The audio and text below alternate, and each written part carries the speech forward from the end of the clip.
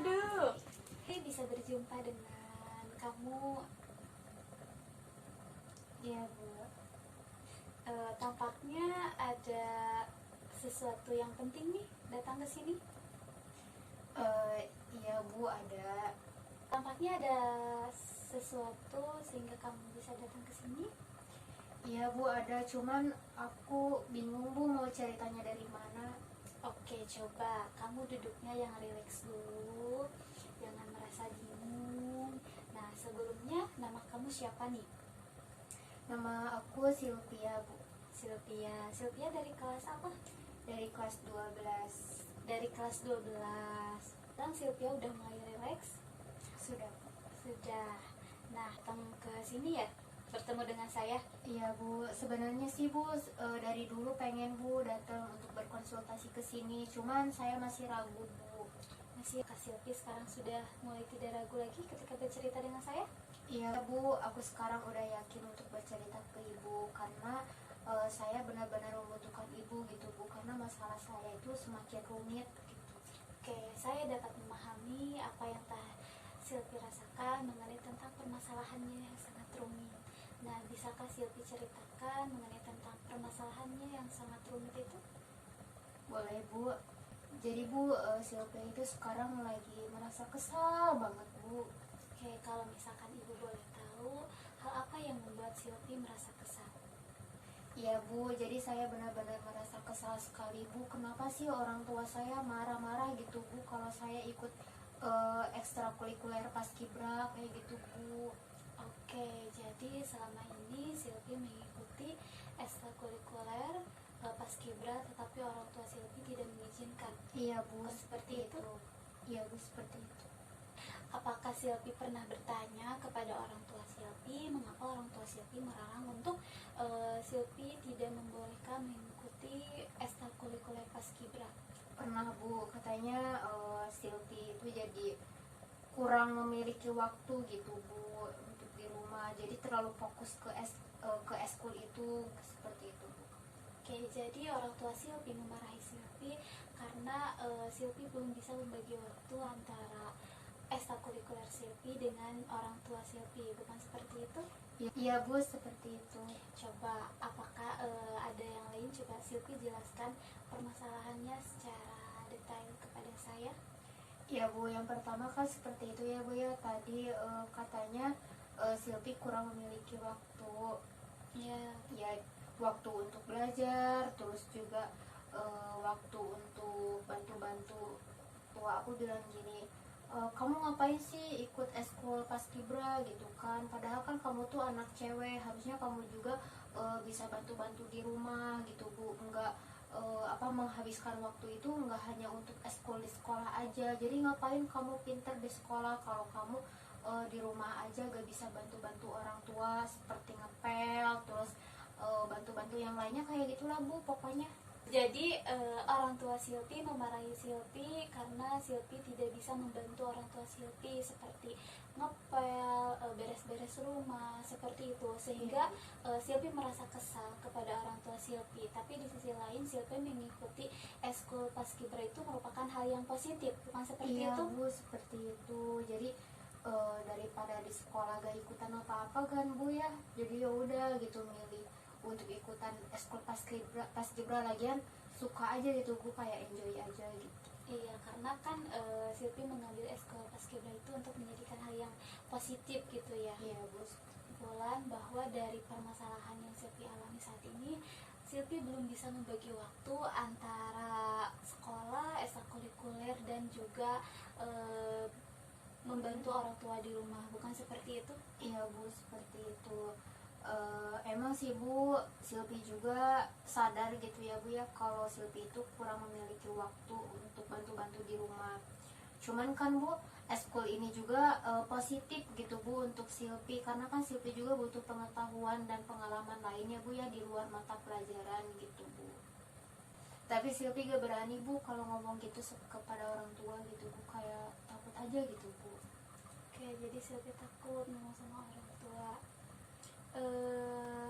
Kamu sudah menyadari apa yang menjadi permasalahan kamu, yaitu mengenai tentang apakah yang sudah Silvi lakukan saat ini sudah benar, dan apa yang Silvi lakukan tidak dimarahi oleh orang tua Silvi?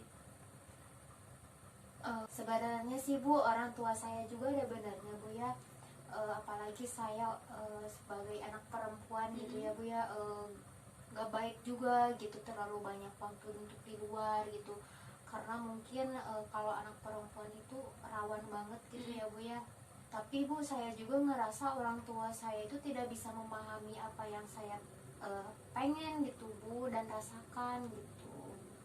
Oke, kamu merasa orang tua kamu tidak bisa memahami apa yang kamu rasakan. Iya. Apakah kamu memahami apa yang orang tua kamu rasakan? Iya sih Bu, saya sebagai anak mungkin terlalu egois ya Bu ya, tidak bisa memikirkan perasaan orang tua saya juga gitu Bu pada saya. Oke, tadi kamu mengatakan kamu belum bisa memahami perasaan orang tua kamu. Nah, apakah kamu belum melakukan apa-apa? Iya Bu, saya belum bisa memahami keinginan orang tua saya Bu. Mungkin saya nanti akan mencoba untuk itu Bu. Saya sangat memahami apa yang kamu rasakan mengenai tentang permasalahanmu saat ini.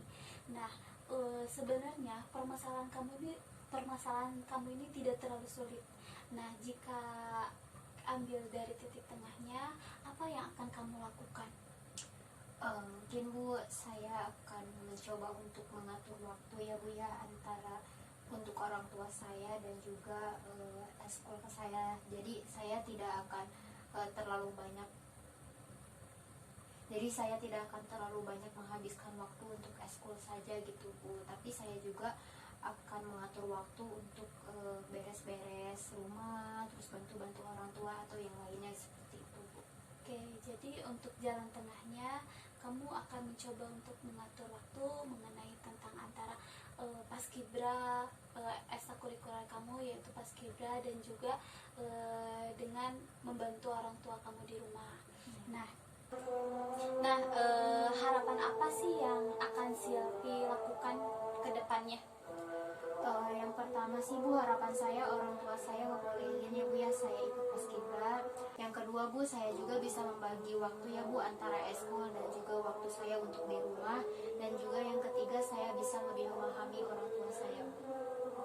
Nah, sekarang relasikan harapan kamu, apa yang akan kamu lakukan? Ya Bu, jadi yang pertama saya akan minta izin mungkin ya Bu ya ke orang tua saya untuk tetap mengikuti ekskul paskibra. Terus yang kedua juga saya mungkin akan lebih meluangkan waktu lagi ya Bu ya untuk di rumah agar orang tua saya bangga gitu Bu sama saya. Sekarang kamu sudah mulai bisa untuk menyelesaikan permasalahan kamu. Coba kamu praktekkan bagaimana cara kamu untuk meminta izin kepada orang tua kamu. Baik Bu. Silvi izin ya Maya tetap ikutin ekskul paskibra. Cuman Silvi janji mah akan lebih banyak meluangkan waktu untuk di rumah seperti bantu mama gitu ya. Terus juga akan lebih fokus lagi juga gitu belajarnya, nggak hanya paskibra aja gitu Mas, seperti itu. Nah, barusan Silvi sudah mempraktekkan bagaimana untuk minta izin kepada orang tua Silvi. Nah, apa sih yang Silvi rasakan setelah Silvi mempraktekkan untuk meminta izin kepada orang tua Silvi? Ya Bu, jadi ngerasa ternyata nggak terlalu sulit gitu Bu ya. Soalnya tadi sebelum praktek itu Silvi mikirnya wah kayaknya sulit, Silvi gak bisa untuk ngomong kayak gitu, tapi ternyata bisa gitu Bu. Oke, saya yakin kamu pasti bisa mengenai tentang permasalahan kamu saat ini, dan kamu memiliki keberanian.